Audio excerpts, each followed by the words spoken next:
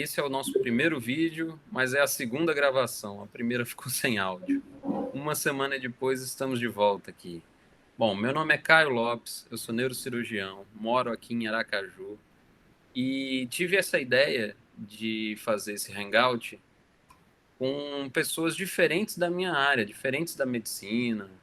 E quando eu pensei nisso, logo me veio na cabeça fazer esse hangout com meu irmão, o Érico, que é das ciências humanas e um cara que tem muita coisa para acrescentar. Eu acho que é importante esse diálogo porque a gente vai conseguir falar de coisas diferentes da medicina e perceber que isso influencia muito no nosso dia a dia, principalmente na nossa saúde e tudo mais. E é um canal importante para a gente conversar e discutir coisas relevantes para a vida, né? Nem tudo é medicina. E por que que o nome chama Papo do Cabana? Cabana é um bar que existia em Ribeirão Preto, onde a gente cresceu, né? Onde a gente teve a nossa adolescência. E foi um bar que uniu muitas pessoas, uniu gerações. E todo final de semana a gente ia para lá, então a turma do Érico e a minha turma, a gente acabou se conhecendo lá, virando amigos, pessoas, até hoje as pessoas que eram minhas amigas são amigos do Érico e vice-versa. E eu lembro muito desse período como um período de muito aprendizado para a minha vida. Então a gente conversava, discutia, descobria coisas novas e eu pensei exatamente nisso, para a gente conversar com pessoas diferentes e, dando certo isso, a gente vai trazer toda semana um tema específico. Ele vai me sugerir alguns temas, para algum livro para ler, algum vídeo para ver, alguma música para escutar, e eu vou também sugerir algumas coisas para ele ver, para ele escutar, coisas que são do meu dia a dia. E a intenção é trazer pessoas, tanto do convívio dele quanto do meu convívio, para a gente discutir temas relevantes. E é isso aí. Aí faz aí sua apresentação, Érico. Bom, boa noite a todos que estão nos acompanhando. Estamos aqui dialogando sobre essas referências que são importantes na nossa vida e nem é tão importante uma apresentação tão longa, mas é importante que eu fale, né? É necessário que eu fale que moro em São Carlos atualmente, sou servidor público, trabalho na educação desde 2002 e tenho me desenvolvido, feito pesquisas na intersecção da educação com as ciências sociais, onde eu fiz a minha formação inicial, lá nos idos de 90 e poucos, 90 e tantos. Eu agradeço já de antemão a oportunidade de poder dialogar, poder recuperar essa troca de ideias que foi tão importante, é tão importante, né, nas nossas vidas e que anda tão comprometida ultimamente por vários fatores que acho que uma hora ou outra aí a gente vai acabar discutindo. Mas é importante também pensar nesse como um papo informal até certo ponto, mas que tem também bastante embasamento na experiência e nos fatos concretos, para que a gente também tenha um chão para conversar. Caso contrário, a gente patina, como a maioria tem feito aí nas discussões infrutíferas que acontecem por aí. É isso aí. Eu acho que o objetivo aqui é exatamente isso. A gente não está querendo dar aula para ninguém, mas a gente quer evoluir junto, né? Então, esse papo eu acho que é importante por causa disso. Eu trazendo um pouco da minha visão, né, do meu dia a dia, do meu mundo, das coisas que eu aprendi até aqui, e evoluindo, escutando você, com a sua visão de mundo, com a sua vida, com o que você aprendeu até hoje, chegando aí na onde você está. Então, esse primeiro, eu acho que a gente conversar sobre a formação, né, a nossa formação. Então, a nossa formação primária sempre foi parecida, né? Até a gente sempre viajou. A nossa família, meu pai é bancário, minha mãe é dona de casa, e a nossa infância foi viajando de cidades em cidades, né? A gente passou por algumas cidades. A gente nasceu em São Paulo, tanto o Érico quanto eu. O Éder, que é o nosso irmão mais novo, nasceu no Tocantins, antigamente era Goiás. E na nossa formação básica foi isso, né? Em cidades pequenas de Goiás, do interior de São Paulo. E depois a gente acabou chegando por volta dos anos 90, né? Em 1991 a gente chegou em Ribeirão Preto. E daí em diante, eu acho que Ribeirão Preto sempre foi um ponto de referência para a gente. E a gente acabou passando a nossa juventude e depois cada um foi para sua faculdade. O Érico fazendo a faculdade dele, eu fazendo a minha faculdade no Rio de Janeiro. E, bom, é isso. Eu fui para o Rio de Janeiro em 99, comecei no primeiro semestre de 99, fiz faculdade de medicina. Passei 6 anos, né, da faculdade de medicina lá em Ribeirão, no Rio de Janeiro. E eu lembro que quando eu fui, eu sempre tive uma ligação muito grande com a família, né? Tentei fazer algumas vezes, 2 vezes eu tentei transferência para Ribeirão, mas não consegui. E aí me formei em Niterói.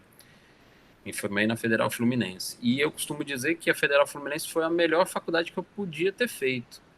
Na época que eu fiz o vestibular, eu fui meio descrente, falei, não, não vou para o Rio, não tem nada a ver. E o meu pai falando, foi meu pai que fez a inscrição para a faculdade, ele falou assim, eu acho que é a melhor faculdade que você pode fazer. E é verdade, foi a melhor faculdade que eu pude realmente fazer. Sair de casa, né, adquirir a responsabilidade. E desde o final da faculdade, eu adquiri essa minha independência, né? Então, comecei a trabalhar, aí servi a Marinha, saí da Marinha, fiz medicina de saúde, né, e comunidade, que é a medicina de família. Fiquei durante 3 anos fazendo essa residência e, junto com isso, trabalhando com pacientes graves, né, em emergência e UTI, lá em hospitais particulares no Rio de Janeiro. E em 2009 eu fiz um concurso público e que me trouxe até Aracaju. Na época, Aracaju era considerado o Eldorado para a medicina, porque estava iniciando uma coisa nova, que era a Fundação Hospitalar de Saúde, que é uma empresa pública de direito privado. Então, ou seja, quem é dono é uma empresa, que quem é dono é o Estado, e pode gerir na forma de uma empresa. Então, contratando, demitindo, tendo a possibilidade de economizar nas contas, e aí com isso sobrar dinheiro para fazer investimento. Isso daí, na teoria, funcionou durante algum tempo. Hoje em dia é o serviço público do jeito que é serviço público. A gente não consegue ver melhorias no serviço público, apesar de todas as tentativas. Eu tive uma passagem muito rápida pela gestão do paciente crítico, uma coisa que a gente inventou aqui. Então, a gente era responsável por tentar unificar as condutas dos pacientes críticos aqui na emergência e na UTI, mas isso durou muito pouco porque a gestão de pessoal acabou sendo também atribuição minha, e na época não tinha maturidade para lidar com isso. Porque quando a gente está trabalhando no início, eu creio que seja assim também nas outras empresas, a gente acha que o problema está em quem gere, né? Na gestão. E aí, quando você chega na gestão, você começa a achar que o problema é a porta, é quem está lá na base, que não quer trabalhar, que não quer se dedicar à empresa. Então, eu não tive maturidade para lidar com isso. E aí, em 2013, iniciou um projeto de residência de neurocirurgia aqui em Aracaju, e eu resolvi fazer residência de novo. Então, já tinha as minhas especialidades, já trabalhava com terapia intensiva, já tinha feito a minha pós-graduação em terapia intensiva, estava caminhando para fazer meu título, né, que é uma coisa difícil na medicina. A gente faz a formação, a nossa pós-graduação é meio que estudar em serviço, né? Você começa a trabalhar, começa a participar de um treinamento. Então, eu acho que é um pouco diferente. O Érico depois pode falar aí da pós-graduação das ciências humanas. E aí eu, de 2013 a 2018, fiz a minha residência de neurocirurgia. Então, desde 2018, eu sou neurocirurgião aqui em Aracaju. Hoje eu faço a parte de neurocirurgia vascular, que é aneurismas e MAVs, e continuo trabalhando em UTI. Então, a minha formação, eu sempre me dediquei a tudo que eu fiz. Então, na faculdade, eu passava pela ginecologia e obstetrícia, o preceptor virava e falou assim, você vai fazer ginecologia e obstetrícia? Eu falei, não, professor, não vou fazer. Aí passava pela cirurgia geral, você vai fazer cirurgia geral? Eu falei, não, não vou fazer. Passei até pela psiquiatria, o chefe da psiquiatria me chamou para conversar com ele no consultório dele lá em Copacabana, era um cara, um figurão lá do Rio de Janeiro, falou assim, você tem que fazer psiquiatria, você é um cara que sabe muito, se dedica muito ao paciente. Eu falei, não, professor, mas não tem nada a ver comigo. E aí acabei fazendo as coisas e a minha formação até aqui. E é isso, essa daí é a minha apresentação em 5 minutos, 6 minutos, da minha formação acadêmica. E você, Érico? A formação também começa na educação básica. A lembrança que eu tenho, basicamente, é de o ensino na escola pública, né? Nós não somos de uma geração em que a escola pública era mais valorizada, enfim. Nós temos muito isso em relação aos nossos pais, inclusive alguns primos mais velhos também tiveram são dessa geração. Nós estudamos num colégio muito tradicional em Ribeirão Preto e que foi um colégio em que o meu pai, né, o pai estudou e muitos primos, nossas primas de Ribeirão Preto, e nós fomos estudar também. Mesmo na nossa geração já não era falado que era o ensino mais forte e tudo mais. Porque sempre se falava que o pai teve que fazer muito esforço para passar no vestibulinho, para poder entrar, e que os irmãos, por exemplo, não conseguiram ter essa competência, essa performance, e assim sucessivamente. Então, eu lembro que a gente fez uma escola pública em que, assim, nas pequenas cidades onde a gente estava, não tinha outra opção. E no caso, quando a gente foi para Ribeirão também, a gente estudou numa escola central, só que não era a mesma experiência que outros do bairro, por exemplo, outros amigos que a gente foi fazendo tinham, né?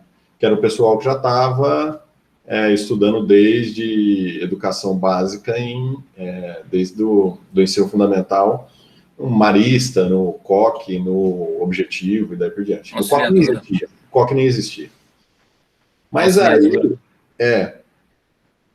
aí, eu me lembro mais de formação mesmo nessas escolas pequenas lá do interior, né? Agora, quando eu fui fazer o vestibular, né, quando eu fui chegando na idade, eu não tinha muito clareza, né, uma coisa que a gente já falou da última vez, qual que é o caminho que eu ia seguir, e aí eu prestei vários cursos, né, acabei tendo sucesso assim, passei em jornalismo e passei em ciências sociais, então não eram tão áreas afins, assim, mas era ciência humana, né? Então, em geral, eu sempre procurei esse caminho da ciência humana. Agora, mais ou menos nesse sentido também de fazer ciências sociais foi o melhor curso, ou o curso que eu deveria fazer, porque fui para uma cidade que era Araraquara, e eu passei a conviver com pessoas, morei em República até com mais 12 pessoas, né? A gente morou em 13 em um período. Então, é uma coisa que ensina muito na marra, né? Você dividir, você negociar, você aprender que existem outras formas de viver que não aquilo que você aprendeu em casa, vamos dizer assim. Então, isso era uma coisa que eu necessitava, né? Hoje, avaliando assim, era fundamental. E também era uma cidade de interior e não houve também tanto impacto quanto se eu, enfim, sei lá, tivesse ido para São Paulo, ou para o Rio, ou para qualquer lugar assim. Então, foi, assim, condicionando também os meus interesses e aonde eu consegui enxergar que eu ia render mais depois. Então, no caminho, assim, fui fazer ciências sociais, fiquei 5 anos em Araraquara E no 6º ano eu já estava trabalhando como professor de educação básica. Trabalhei por 12 anos, então, assim, fiz uma carreira também em que eu fiz a formação inicial, logo saí para o mercado, e aí que eu fui vendo se esgotar os meus recursos e a minha capacidade de lidar com uma realidade que é bastante complicada, né, que é basicamente também o que o Caio fala na saúde, que são as 2 áreas essenciais no país que a gente vive esse quadro. E aí, nesse caso, uma saída foi procurar os títulos que me permitiriam participar ter outras condições de trabalho, outras portas abertas, né? E aí foi quando eu voltei a fazer graduação novamente, aí eu fiz o mestrado e agora encaminho o fim do doutorado. Então, toda essa carreira a seguir foi feita na educação. E hoje eu trabalho na Universidade Pública Federal com um cargo dentro da administração, dentro da Pró-Reitoria de Graduação. Então, muda um pouco o meu papel, porém, os fundamentos são os mesmos, né? E eu também estou onde estou pela trajetória que eu fiz aí na educação. Então, é uma coisa que, por vias tortas ou nem tanto, né, a gente acaba chegando aonde tinha que ser e, assim, me encontro feliz, me encontro realizado, apesar de estar ainda na estrada, né? Estou na pista. A gente ainda tem muito o que alcançar. E você acha que, assim, o doutorado vai mudar alguma coisa na sua carreira dentro da universidade? Você acha isso? Não, basicamente é o seguinte, tanto quanto no mestrado, e tanto em tudo que eu fiz na minha vida, né? Porque depois de ter feito uma graduação e trabalhar 12 anos cuidando da vida e tal, eu fui lá prestar vestibular de novo, entrei na universidade pública, fui fazer 4 anos de novo, em que eu eliminei um semestre, uma disciplina de um semestre. Então, tive que fazer toda a carga horária de 800 horas. Na minha época, ainda era 800 horas do estágio, né? Enfim, tudo que eu fiz foi para aproveitar, para tirar, para ser outra coisa depois daquilo. E o mestrado foi uma experiência que me ilustrou muito isso, e no doutorado agora eu enxergo plenamente, né? No começo, você pode fazer até com facilidade, ou enfim, seguir um caminho, né? Porque quando você começa a fazer curso, você acaba pegando jeito, né? Sabendo que o professor quer, que hora que tem que ir, que hora que dá para faltar, e assim sucessivamente. Então, assim, no começo você vai fazendo um mestrado como se fosse isso, como se fosse qualquer coisa. Mas no fim das contas, você vai chegar naquele momento em que você vai ficar sozinho com você vai ter que parir um monte de página e coisas do tipo, e você tem uma exigência que ela é muito diferente do ser comum, assim. Você tem que se dedicar, você tem que abrir mão e você tem que apresentar o resultado. Então, ninguém passa ileso a isso. E foi o que aconteceu comigo no mestrado. Então, assim, o que o mestrado mudou na minha vida, né? Além do título, enfim, eu não estou num outro cargo, não estou numa outra função por causa disso. Né? Dentro da universidade pública, vale muito também o quanto as pessoas são antigas na casa. Então, eu sempre fui comandado, porque estou há apenas 8 anos na universidade, no âmbito federal. Então, nesse sentido, eu sempre fui comandado por pessoas que tinham menos, às vezes não tinham nem graduação. Que são pessoas que sabem até a raiz por que a coisa é daquele jeito. Por onde o papel tem que caminhar, quem é que toca na banda. Então, é uma coisa que não dá um estímulo nesse sentido, vamos dizer assim.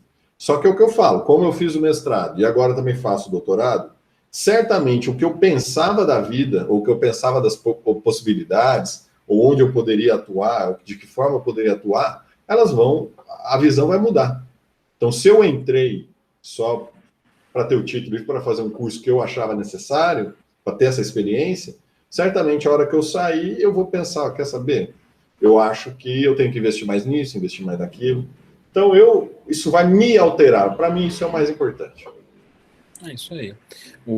Isso eu acho que é um detalhe importante da diferença da pós-graduação, né? Residência é uma pós-graduação, assim como as especializações que a gente faz também são pós-graduações. Só que assim, é a nossa pós-graduação no trabalho. E é, ao meu ver, assim, é diferente essa pós-graduação. Não sei se O que você sabe, acontece? não sei se você sabe, no âmbito da CAPES agora, já acho que esse é o terceiro ou quarto ano, foi criado um programa chamado Residência Pedagógica. Você já ouviu falar? Não ouvi, não. Então, era legal de você dar uma olhada em algumas coisas assim. Eu posso ver o que eu tenho de mais sintético aí, que a ideia é a seguinte: é um debate de décadas dentro da educação, que é a diferença entre o professor e o médico. O acadêmico.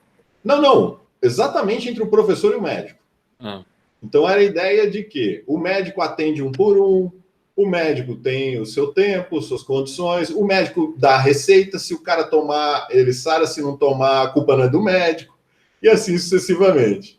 E aí a galera da educação, nossa, porque a gente lida só com 40 pessoas, 60 pessoas na frente, a gente não tem como, eu não tenho como saber o nome da pessoa praticamente. Eu não sei nem quem é o pai, quem é a mãe, a doença que tem, onde que mora, nananã. Eu precisava ter essa proximidade maior e nananã. Mas um outro aspecto muito forte é a coisa da experiência, de que forma que se forma, vamos dizer assim. Então, em muitos, assim, onde eu estudei, escola pública, né, a universidade pública, era muito forte a defesa de que a pedagogia tinha que ter 5 anos no mínimo. A pedagogia ela deveria ter, no máximo, até o segundo ano de uma teoria, algumas coisas e tal. O resto tinha que ser na sala, tinha que ser no chão da fábrica. Tinha que ser de jaleco e mão na massa e tal. E o que a gente vê de experiência, assim, até quando eu me formei da primeira vez, hoje em dia as coisas têm mudado um pouco. Mas era de que, assim, escola fazia questão de você passar por lá, entregar sua ficha de estágio e tal, e os caras assinar para falar, ó, posso te liberar? Para o cara não Sério? ter que ir, para o cara não apontar o dedo para alguma falha que a escola podia ter, e nananina. É mesmo. Uma coisa que, assim, na escola existe uma inércia muito grande. Então, isso era muito forte. Eu mesmo, né, podemos até falar aqui, fiz poucas horas na minha primeira graduação do estágio na escola. E muitas vezes me falava, olha, posso te liberar e tal? Eu falava, tá, tudo bem. Assim, né? Mas nas ciências sociais ou na pedagogia? Nas ciências sociais, é isso que eu estou falando. Entendi. Depois dos anos 2000, muitas coisas mudaram, a exigência da carga horária mudou. Hoje eu acho que está em torno de 1.200 horas de estágio e tal. Então, assim, só para completar o raciocínio, esse programa de residência pedagógica, ele vem se complementar a um programa já existente, antigo, chamado PIBID, que é Programa de Iniciação à Docência, e o PIBID seria voltado para os primeiros anos, em que o aluno tem uma pequena inserção na escola. E a residência estaria voltada para os alunos de terceiro e quarto ano, em que se dedicariam, sei lá qual é a carga hoje, mas por volta até de 20 horas dentro da escola semanal. Então, isso seria essa coisa de imersão, de você ter um financiamento, inclusive, para esse tipo de coisa, porque já é uma simulação, já é um trabalho, um co-trabalho, né? Já é um co-trabalho. E, enfim, tem dado resultado na educação essa demanda, essa luta, essa batalha, e tem se transformado em políticas como essa. Embora hoje em dia digam que talvez os recursos possam miar, mas, de qualquer forma, é uma iniciativa aí que já tem uns anos e que seria algo fundamental, né, para que a gente dê um salto na educação. Sem isso fica difícil. Entendi. E é interessante isso, porque eu li um livro uma vez, tem até ali em cima. Depois outro dia a gente pega, chamado Utopia para Realistas. Você já ouviu falar desse livro? Não conheço. é um cara falando sobre alguns temas que são considerados tabus, né? Como renda mínima, como escolaridade. E uma das coisas que ele fala é que a gente tem uma ideia de que o Brasil investe pouco em educação. Ele mostra, ele dá exemplos de que o Brasil não investe pouco, mas investe no lugar errado, falando que o Brasil dá muito valor para o ensino superior e pouco valor para o ensino básico. Então, que isso daí seria uma diferença de outros lugares. E aproveitando o gancho, um exemplo assim que é interessante, a Fernanda, os primos da Fernanda vieram para o Brasil, né? São americanos e agora estão morando no Brasil. Eles estão tendo uma dificuldade absurda e a gente achava que a maior dificuldade ia ser a língua. Não é a língua eles conseguem se comunicar, mas a coisa mais difícil está sendo eles entenderem o que a escola quer, eles estão pedindo para eles fazerem. Pra você ter uma ideia, um dos primos dela, que tem 10 anos, 11 anos, não, ele é mais velho que Bento, ele deve ter 14 anos, ele era, nos Estados Unidos, fazia parte de uma turma chamada Alpha, que são os caras que são os melhores alunos, que têm as melhores habilidades. Uma coisa que a gente percebe, não conheço a fundo a educação nos Estados Unidos, só conheço esse exemplo, né, essa experiência, e eles valorizam muito a capacidade de liderar, a capacidade de pensar e desenvolver projetos, seja sociais, seja, sabe, um projeto de, eu vou construir um campo de futebol para gente, ir atrás do recurso, essas coisas, eles valorizam muito isso.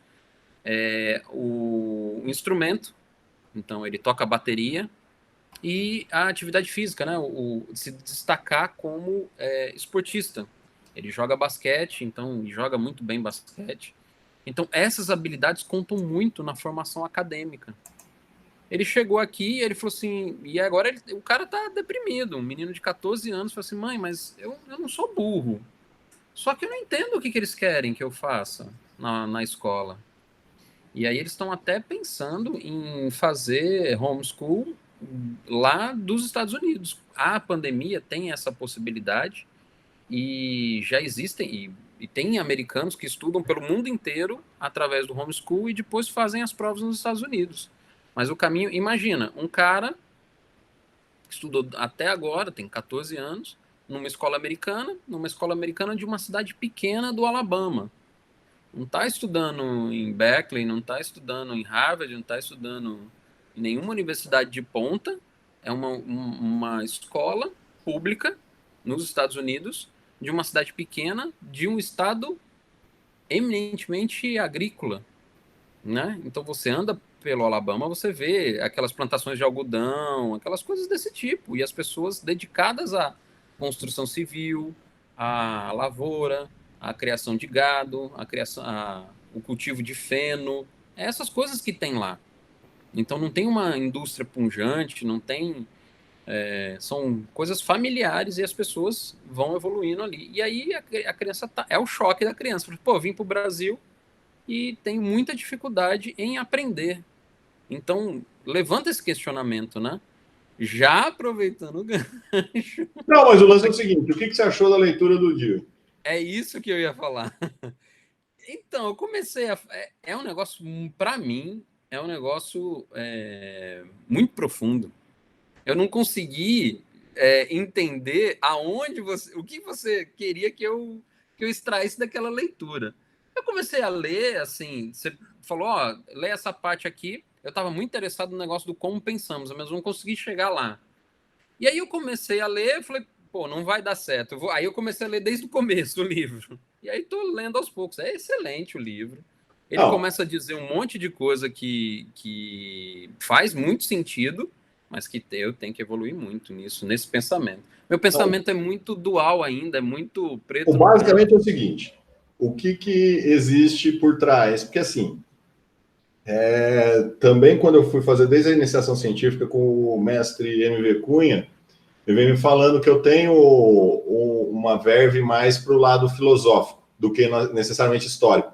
Porque ele é um professor da USP, titular já, e que dava as duas disciplinas. Ele deu na Unesp, quando ele era livre docente, depois ele passou para a USP, e lá também ele deu muito tempo essas disciplinas. E aí o lance é o seguinte, o Dewey é um cara emblemático, né? Além de tudo, ele é um norte-americano que viveu um período histórico espetacular, assim, em termos de velocidade, de transformação das coisas, né? Ele nasceu, por exemplo, a Revolução Industrial nem estava pronta, e ele morreu depois da Segunda Guerra. Então, assim, tudo que mudou. E ele é de onde? Ele é de Vermont, ele é de... Isso. Lá dos Grandes Lagos. Ele era, não sei se de Chicago ou de New Jersey, mas ele é dali. Então, assim, ele está no olho do furacão. E aí, o que acontece? Ele é um cara que propôs, escolhe, e ele é um cara da prática. Então, ele criou, ele juntou dinheiro, abriu escola, né? Mas ele foi criando, desenvolvendo um discurso e se transformando e sendo muito conhecido como filósofo. Aí o que ele acontece? Ele é um dos maiores conhecidos dentro dos Estados Unidos para continuidade de um pensamento chamado pragmatismo, que foi criado por um americano chamado William James, que era um psicólogo, antes do Dewey. Então é século XIX ainda.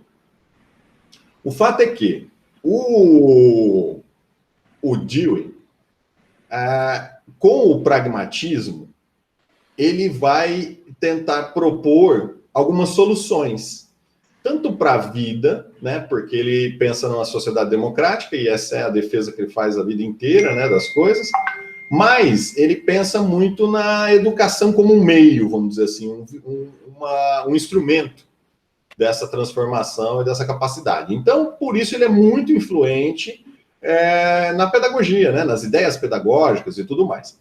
Ele, a rigor, não inventa nada, né? Mas, na verdade, ele faz isso, o que também estava sendo falado, o que você falou, por exemplo, quando você estava na gestão e não correspondeu à demanda do tempo, do espírito do tempo. Ele fala esse negócio de maturidade, né, na educação. Então, mas aí precisa, às vezes, traduzir um pouquinho as palavras que ele usa, mas só para entender a lógica, que é a seguinte. Ele tenta dissolver contradições, dissolver oposições, polarizações. Então, a história da obra do Dewey é a história de pegar uma coisa conturbada, duas pessoas, né, o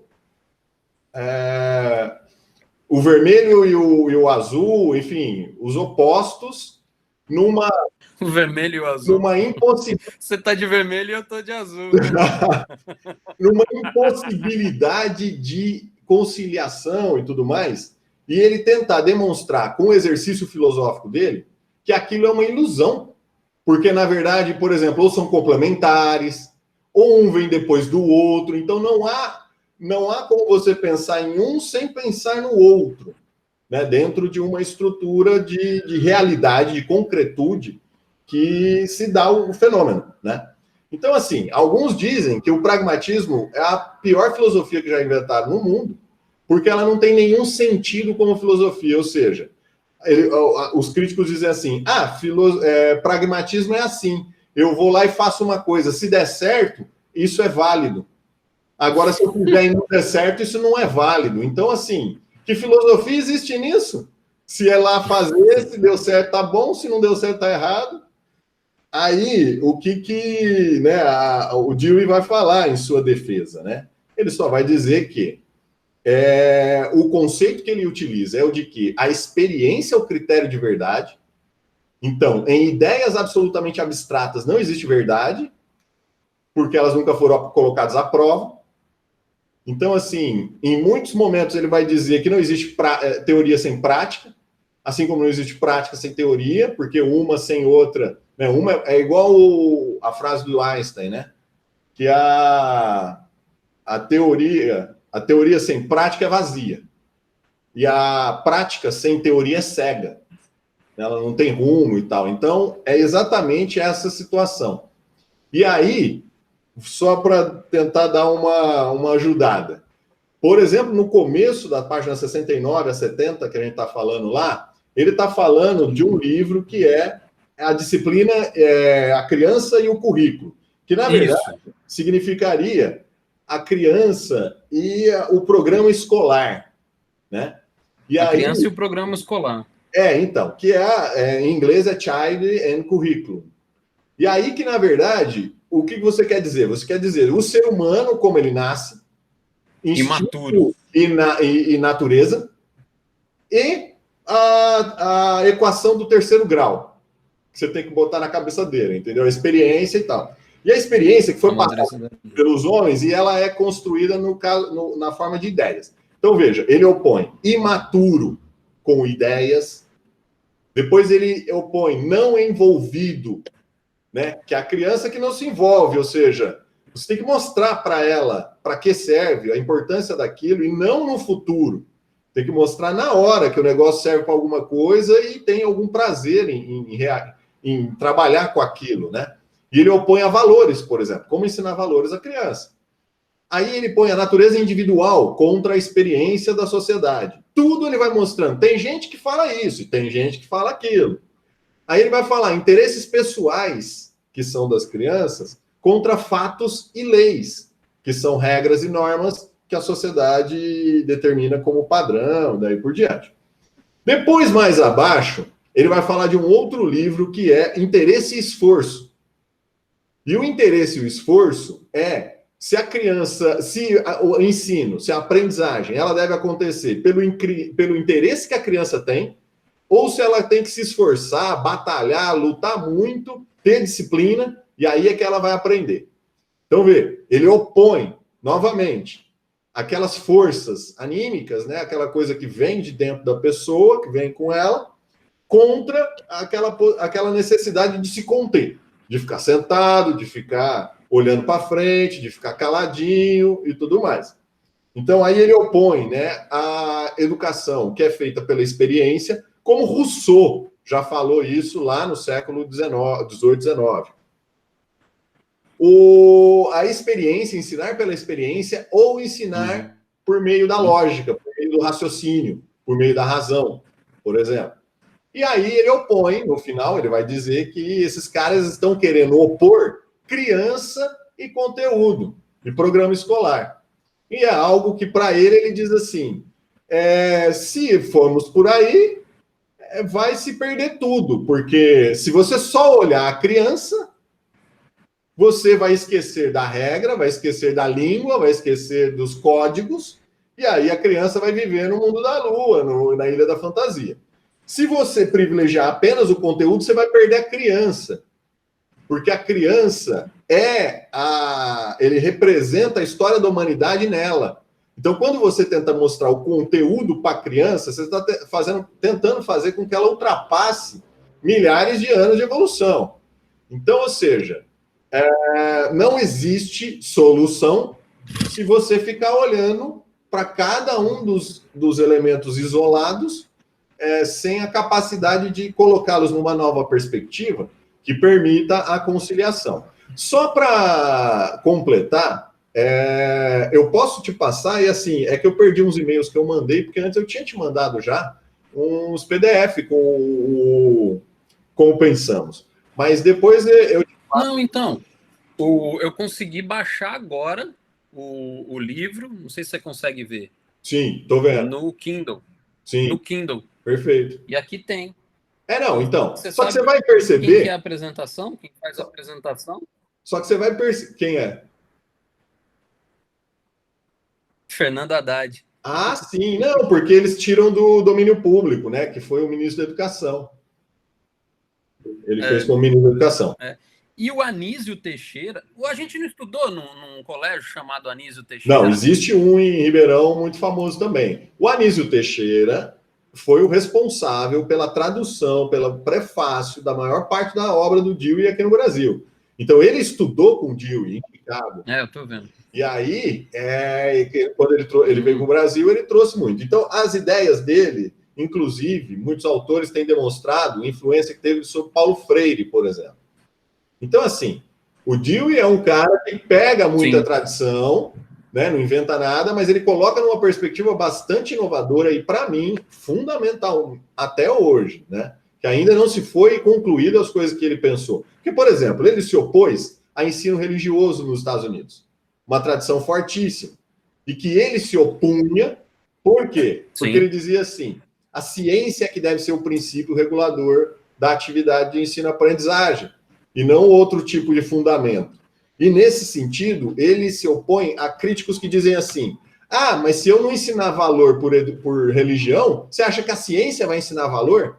E aí ele tem uma profunda discussão dizendo que é quem ensina melhor o valor, é a ciência. Porque o maior valor que a ciência cobra é a abertura, é jogar limpo, é o fair play, é você debater, colocar em votação e as pessoas optarem pelo melhor entendimento das coisas. Então, assim, ele sempre utiliza a sua filosofia nessa discussão. Só rapidamente, o que tem no início do Vida Educação, que eu posso passar para você também posteriormente. É simplesmente isso que ele diz. As diferenças profundas, em teoria, jamais são arbitrárias ou injustificadas. As diferenças profundas, irreconciliáveis, por exemplo, surgem, ao contrário, de elementos em conflito, num problema real e legítimo, num problema que é verdadeiro, justamente porque os elementos que o compõem, tal como estão, não podem chegar à conciliação. E essa parte é de qual? É o Essa parte é de comecinho qual desse que você estava lendo, a criança e o currículo, e o programa escolar. A criança e o currículo. Uhum. Aí ele vai dizer, qualquer problema importante contém nele situações contraditórias. Qualquer problema importante em toda a história da humanidade. A solução só será obtida se nos afastarmos do ponto de vista em que esses elementos parecem se chocar, para buscarmos outro ponto de vista, de onde esses fatores se mostrem suscetíveis de uma harmonização. Reconstrói-se assim o problema. Então, a filosofia dele é baseada nessa reconstrução do pensamento. O como pensamos, ele pode trazer para você uma falsa pegadinha, porque, na verdade, ele logo vai esclarecer na primeira ou segunda página que, na verdade, tudo que passa pela cabeça é pensamento. Só que a única coisa que ele vai discutir naquele livro é o pensamento reflexivo. E é muito legal. Ele é um cara genial. Não, eu vou continuar lendo. E aí eu vou do começo ao fim agora. Vou começar pela apresentação do nosso Fernando Haddad. E aí vai ensaios para o Westbrook, advento de um pedagogo, pragmatismo e pedagogia, democracia e educação, a escola de Dewey, reforma progressista, o legado de Dewey, e aí vai. Mas você pode ir nos mais curtos primeiros, porque há uma grande organicidade na obra dele.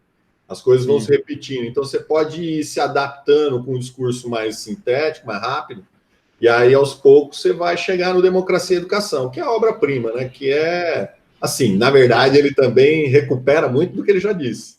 Né? Então, assim, quando você chegar lá, você já vai estar bem preparado. E é engraçado que esse final de semana, na mentoria que eu estou fazendo, foi uma aula sobre não só organização, porque eu estou na parte de organização, né, de gestão da clínica, essas coisas. Só que foi uma aula sobre propor metas, né, para a gente tem um mnemônico chamado SMART. A gente tem que ter metas SMART, que é específica, mensurável, adequada ao tempo, com relevância, então, enfim.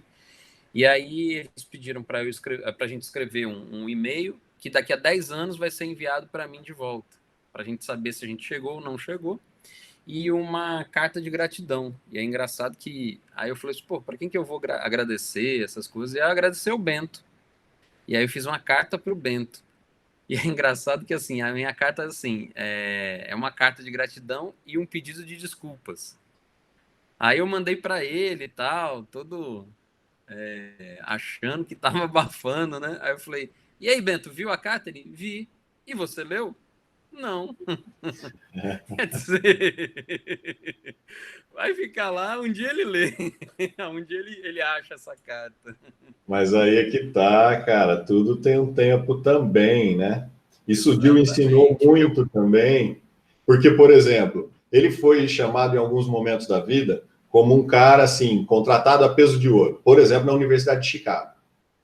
E ele saiu de lá meio que, tipo, escorraçado, entendeu? Então, assim, o cara, hoje você vê pela obra, foi absolutamente coerente com o que ele sempre fez.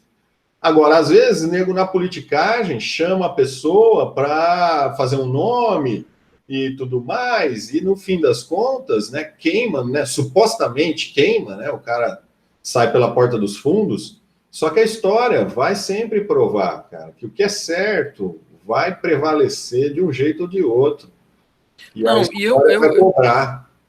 eu acho assim, eu tenho hoje eu passei numa UTI e tem um cara aqui chamado André Veiga.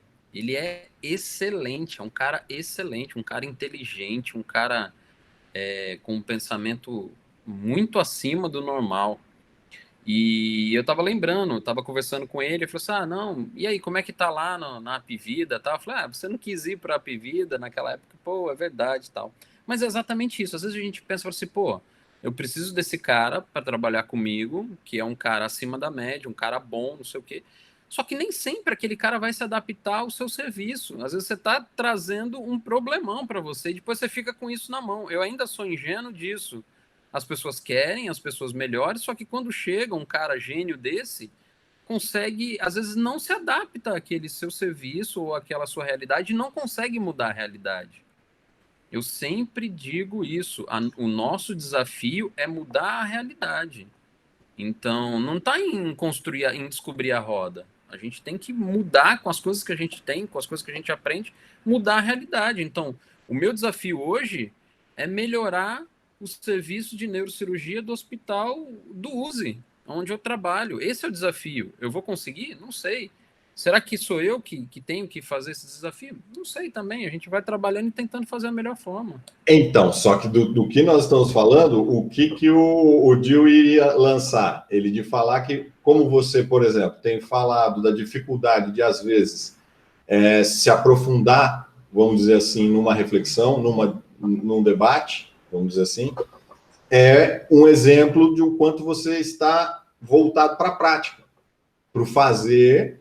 E, assim, não é uma questão de que você fez escolha ou coisa do tipo, mas é uma questão com a qual você vai se vai se acostumando, e aí vai te tirando de outras perspectivas, por exemplo.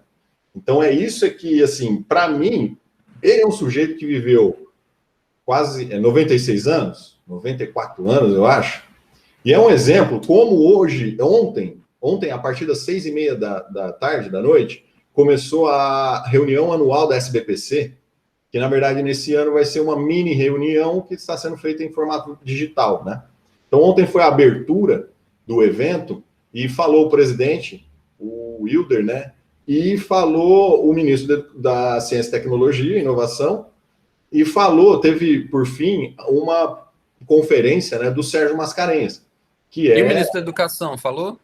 Não, eu até comentei nas redes sociais que eu mandei o link, eu falei assim, esse é um ministro que nem parece que é desse governo, defendendo a democracia e defendendo a ciência. Mas, enfim, é aquela coisa da plateia, né? Dependendo da plateia, você fala o que precisa, né? E aí, o Sérgio Mascarenhas, talvez o maior físico do Brasil, da América Latina, atualmente, vivo ainda, né? Ele fez uma palestra em que ele remeteu muito a isso. Então, ele deu o nome, né, de palestra de um velho cientista falando para os novos cientistas, uma preocupação da SBPC com estimular que as pessoas procurem a carreira científica, né? E tem gravado isso? Tem, de passar. E aí ele fala que não adianta nada a gente formar técnicos que não tenham visão, não tenham reconhecimento, né, da complexidade da vida do humano e tudo mais, porque sempre causa um tipo de desajustes, né? Então ele fez uma apresentação muito interessante em que isso daí, numa história de vida de uma pessoa de mais de 90 anos, é aquilo que eu fico pensando que cada vez mais a gente tem que ouvir, né? E a gente não vê uns caras com essa idade e tal falando muita bobagem, né? Então, assim, quando eles começam a falar a mesma coisa, é importante demais para a gente desprezar. É verdade. Bom, eu acho que a gente cumpriu o nosso papel aqui no nosso primeiro Eu encontro. queria comentar o vídeo que eu vi. Sim, o vídeo, só te dando uma explicação do vídeo. Você sabe quem que é aquele cara? Não tinha conhecimento dele. Então, ele é um cara que eu já te falei, com certeza. Ele foi eleito deputado federal pelo Rio de Janeiro, só que ele tem o nome dele é Robson, né? Ele era funcionário da Petrobras, só que ele é professor de história. A origem dele, né? A formação dele é professor de história. E mesmo quando ele começou a trabalhar na Petrobras, ele fazia um trabalho voluntário na região onde ele nasceu e sempre viveu, que é na zona oeste do Rio de Janeiro.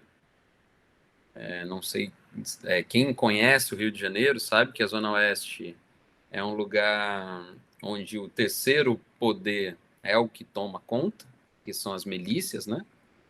E na realidade, ele sempre fez um cursinho pré-vestibular para o pessoal de uma comunidade lá. Ele é católico, então é uma comunidade vinculada à igreja lá em Santa Cruz, que é zona oeste do Rio de Janeiro. E aí ele sempre falou sobre várias coisas, tal, e uma das coisas foi sobre o mandato participativo. Foi uma provocação dele. E aí os alunos dele viram e falaram assim, pô, a gente tem que fazer isso. Se isso é possível, a gente tem que fazer. Ele, que legal, então vamos construir isso. Quem que a gente vai... qual cargo que a gente vai concorrer? O primeiro cargo que ele concorreu foi a vereador. Ele, e quem vai ser... Porque precisa botar um nome na chapa. Ué, tem que ser você, professor. Ele, não, cara. O mandato coletivo é exatamente isso. É escolher alguém de você. Não, tem que ser você, vamos tentar, tal.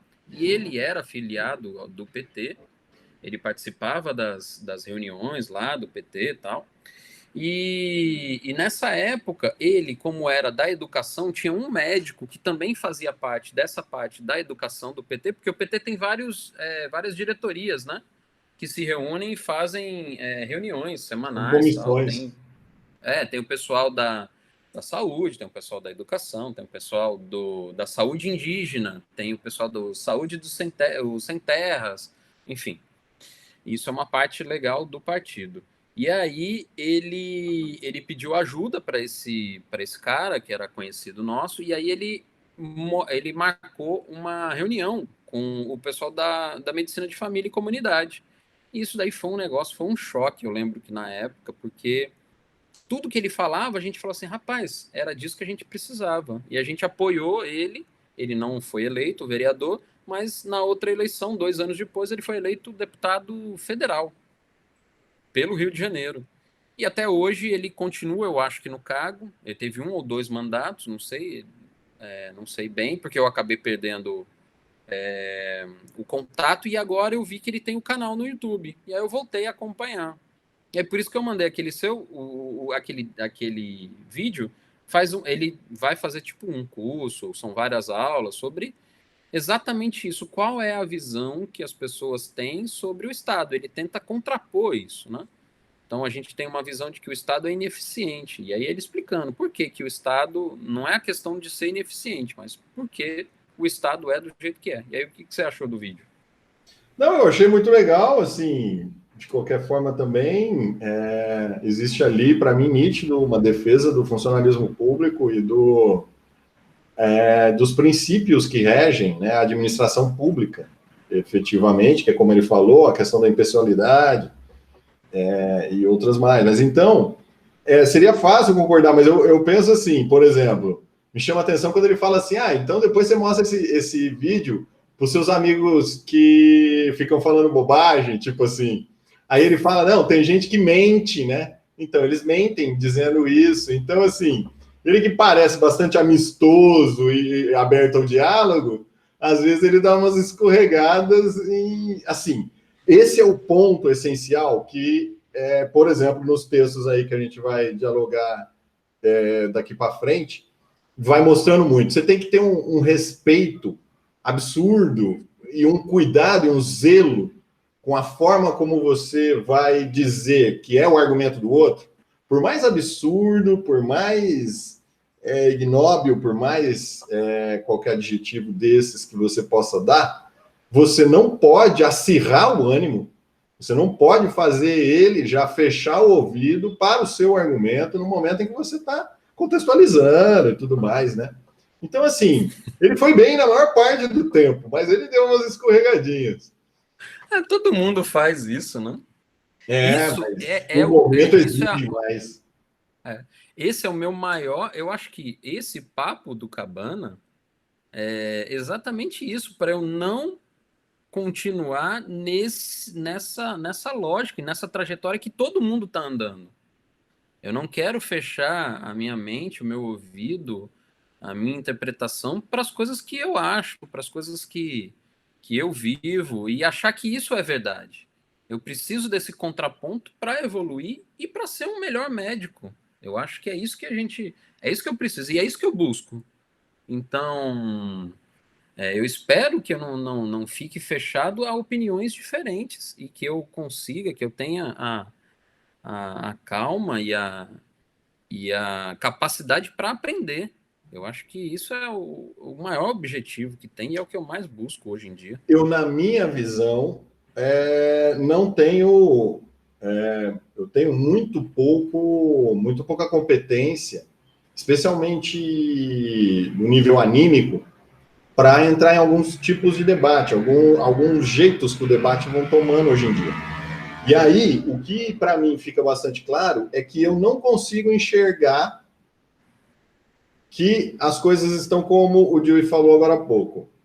É que é só uma questão de visão, é só eu mudar um pouco a perspectiva que eu vou conseguir enxergar a solução e ver que tem a ver um com o outro, que um é complemento do outro, coisa do tipo. Então eu ainda fico, às vezes, na ingenuidade de achar que é muito oposição e que uma coisa é muito bobagem. E aí eu chego às horas que eu fico perdendo a paciência. Então, esse eu acho, a evolução e o desafio.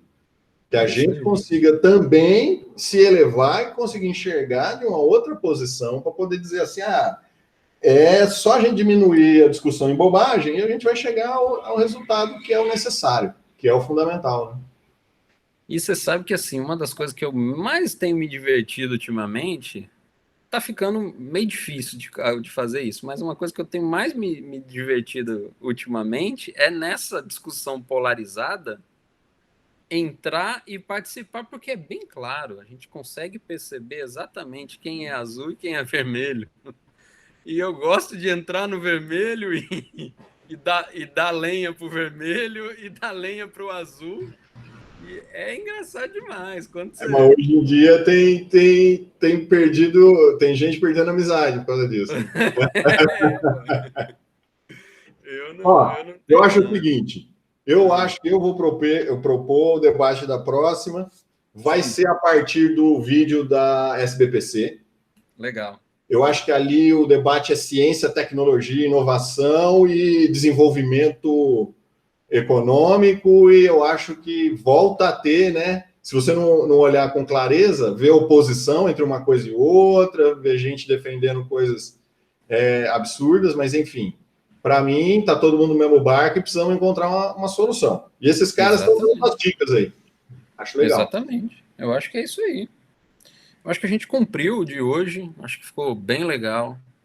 Eu acho que é uma semente que a gente está plantando e tomara que dê frutos. E se você quiser falar mais alguma coisa, para mim tá de boa. Não, para mim estou bastante satisfeito também e está tudo bem encaminhado para a próxima já. Legal, então. Aí manda o vídeo e aí depois eu vou te mandar, se você quiser, eu te mando o livro aqui do Utopia para Realistas. Manda para conhecer, por favor. Valeu, então. Valeu, um abraço, até a próxima. Até semana que vem. Valeu.